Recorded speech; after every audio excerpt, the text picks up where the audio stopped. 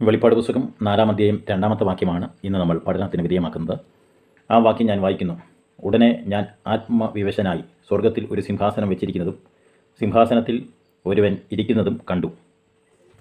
ഈ വാക്യത്തിൽ പ്രധാനമായും 3 കാര്യങ്ങളാണ് നമുക്ക് കാണുവാനായിട്ട് സാധിക്കുന്നത്. 1, യോഹന്നാൻ ഉടനെ ആത്മവിവശതയിലായി. 2, സ്വർഗത്തിൽ ഒരു സിംഹാസനം വെച്ചിരിക്കുന്നു. 3, സിംഹാസനത്തിൽ ഒരുവൻ ഇരിക്കുന്നു. അതിൽ 1-ാമത്തെ പോയിന്റിലേക്ക് പോകുന്നു. യോഹന്നാൻ ഉടനെ ആത്മവിവശതയിലായി.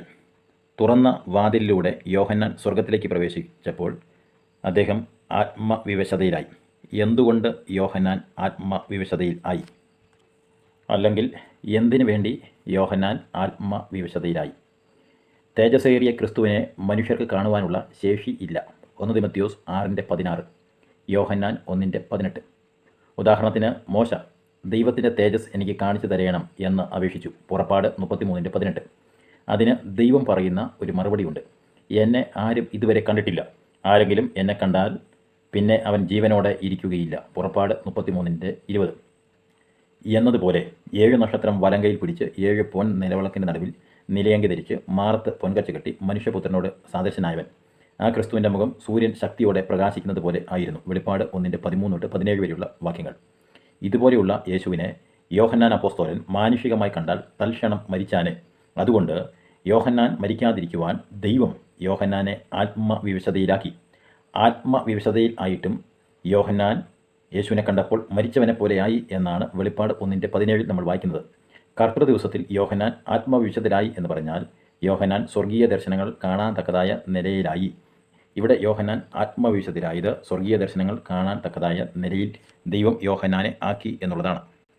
രണ്ടാമതായി വെളിപ്പാട് പുസ്തകം 4:2 നമ്മൾ കാണുന്നത് സ്വർഗത്തിൽ ഒരു സിംഹാസനം വെച്ചിരിക്കുന്നു. ദൈവത്തിൻ്റെ സിംഹാസനം സ്വർഗത്തിലാണ്, ഭൂമിയിൽ അല്ല. സ്വർഗം എൻ്റെ സിംഹാസനം. യെശയ്യാവ് 66:1 ഇപ്രകാരം നാം വായിക്കുന്നു. യഹോവ ഇപ്രകാരം അരുളി ചെയ്യുന്നു, സ്വർഗം എൻ്റെ സിംഹാസനം, ഭൂമി എൻ്റെ പാദപീഠവും ആകുന്നു. നിങ്ങൾ എനിക്ക് പണിയുന്ന ആലയം ഏതുവിധം? എൻ്റെ വിശ്രമസ്ഥലം ഏത്? സങ്കീർത്തനം 11:4 യഹോവ തൻ്റെ വിശുദ്ധ മന്ദിരത്തിലുണ്ട്. യഹോവയുടെ സിംഹാസനം സ്വർഗത്തിലാകുന്നു. അവൻ്റെ കണ്ണുകൾ ദർശിക്കുന്നു, അവൻ്റെ കൺപോളകൾ മനുഷ്യപുത്രന്മാരെ ശോധന ചെയ്യുന്നു.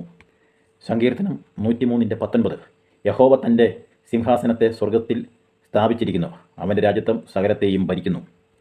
ഈ 3 വാക്യങ്ങളുടെ അടിസ്ഥാനത്തിൽ ദൈവത്തിൻ്റെ സിംഹാസനം സ്വർഗത്തിലാണ് എന്ന് നമുക്ക് കാണുന്നു. കൈസരുടെ സിംഹാസനം ശരിക്കും പരിചയമുള്ള യോഹന്നാൻ സകല സിംഹാസനത്തിന് മീതെ സ്വർഗത്തിൽ ഒരു സിംഹാസനം ഉണ്ട് എന്ന് വ്യക്തമാക്കുന്നു. വെളിപ്പാട് പുസ്തകം 2-ാം അധ്യായം, 8-ാം അധ്യായം, 9-ാം അധ്യായം ഈ അധ്യായങ്ങൾ ഒഴിച്ച് ബാക്കി എല്ലാ അധ്യായങ്ങളിലും ദൈവത്തിൻ്റെ സിംഹാസനത്തെക്കുറിച്ച് പറയുന്നുണ്ട്. മൂന്നാമതായി നമ്മൾ ഈ വാക്യത്തിൽ കാണുന്നത് സിംഹാസനത്തിൽ ഒരുത്തൻ ഇരിക്കുന്നു. ഇവിടെ യോഹന്നാൻ അപ്പോസ്തലൻ സിംഹാസനത്തിൽ ഇരിക്കുന്നത് ആരാണ് എന്ന് വ്യക്തമായി പറയുന്നില്ല. പുരാതന കാലത്ത് സിംഹാസനത്തിൽ ഇരിക്കുന്നത് ആരാണ്? പഴയ നിയമം നമ്മൾ പഠിക്കുമ്പോൾ 1 മഹാപുരോഹിതന്മാർ, 1 ശമൂവേൽ 1:9, 2 ന്യായാധിപന്മാർ, സങ്കീർത്തനം 122:3, 3 സൈന്യാധിപന്മാർ, യിരെമ്യാവ് 1:15, 4 രാജാക്കന്മാർ, 1 രാജാക്കന്മാർ 10:19, 1 ശമൂവേൽ 7:16 എന്നിങ്ങനെ ഉന്നത പദവിയും അധികാരവും ഉള്ളവരാണ് സിംഹാസനത്തിൽ ഇരിക്കുന്നത്. എന്നാൽ സ്വർഗത്തിലെ സിംഹാസനത്തിൽ ഇരിക്കുന്നത് ആരാണ്? അതിന് തിരുവചനം വളരെ വ്യക്തവും ശക്തമായിട്ടുള്ള മറുപടി തരുന്നത് സ്വർഗത്തിലെ സിംഹാസനത്തിൽ ഇരിക്കുന്നത് സർവശക്തനായ ദൈവമാണ്. സങ്കീർത്തനം 47:8 ദൈവം ജാതികളെ ഭരിക്കുന്നു. ദൈവം തൻ്റെ വിശുദ്ധ സിംഹാസനത്തിൽ ഇരിക്കുന്നു. 1 രാജാക്കന്മാർ 22:19 അതിന് അവൻ പറഞ്ഞത്, എന്നാൽ നീ യഹോവയുടെ വചനം കേൾക്ക. യഹോവ തൻ്റെ സിംഹാസനത്തിൽ ഇരിക്കുന്നതും സ്വർഗത്തിലെ സൈന്യമൊക്കെയും അവൻ്റെ അടുക്കൽ വലത്തും ഇടത്തും നിൽക്കുന്നത് ഞാൻ കണ്ടു.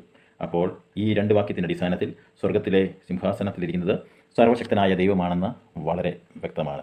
ഈ വചനങ്ങളാൽ ദൈവം നമ്മെ സഹായിക്കട്ടെ. ഇന്ന് നമ്മൾ ചിന്തിച്ചത് വെളിപ്പാട് പുസ്തകം 4:2 അതിൽ പറയുന്ന 3 കാര്യങ്ങളാണ് വിവരിച്ച് കേട്ടത്.